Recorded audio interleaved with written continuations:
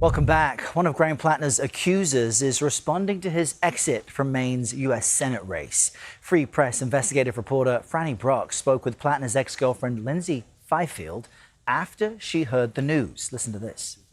I don't delight in the suffering of anyone, and this has been extraordinarily painful. I'm not celebrating today. This isn't a victory. It does feel like a relief, my family and I can finally move on. Platner denies all the allegations against him. He says he's ending his campaign is not an admission of guilt. Frannie Block joins us now, and we should note CBS News and the Free Press share a parent company of Paramount Skydance. Frannie, good morning.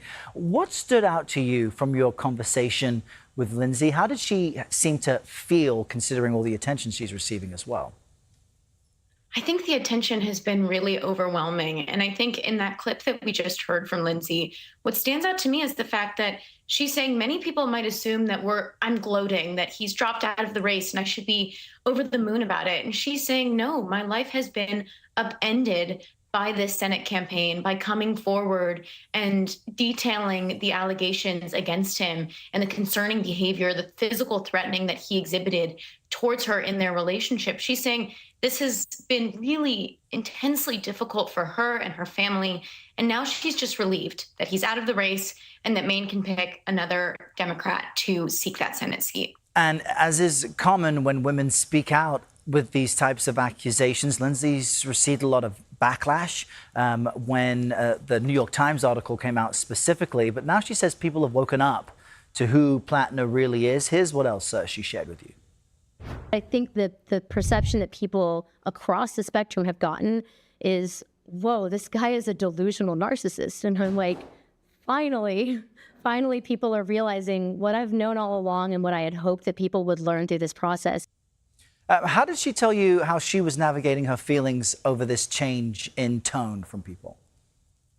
Well, I think it was extremely difficult after the New York Times first detailed Lyndsey's allegations against Graham Platner. They had dated for many, many months, and she alleged that he exhibited physically threatening behavior as well as other concerning behavior throughout their relationship.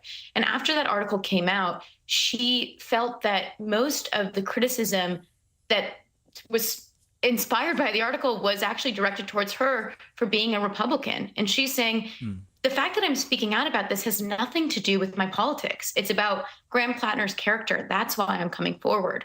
So I think with the new allegations that have arose, I do think it's a vindication for Lyndsey. She's saying, I'm not coming forward because I wanted to. I'm not coming forward for any political reasons other than I felt like the people of Maine and the people of the United States deserve to understand who this man is and what his character is. And she also shared with you why she thinks she actually put up with Platner's behavior for so long. Let's play that for our viewers.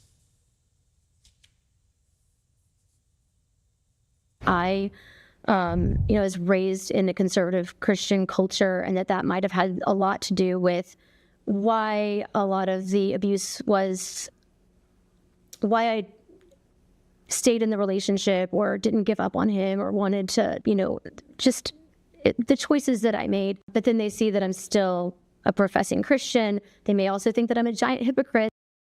So, Frannie, what message does Lyndsey have for anyone out there who's watching who may be going through something similar?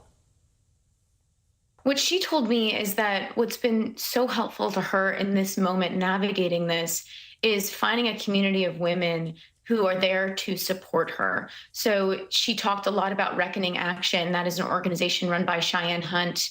She is the same woman that actually helped victims come forward against Eric Swalwell when he was running for governor in California. So she talked about finding a community of women to support her, to back her, as being something that has really helped her get through this really difficult time in speaking publicly about this difficult experience in her past. All right, really enlightening conversation you had. Frannie Block, thanks for being with us, joining us from Jacksonville, Florida this Friday.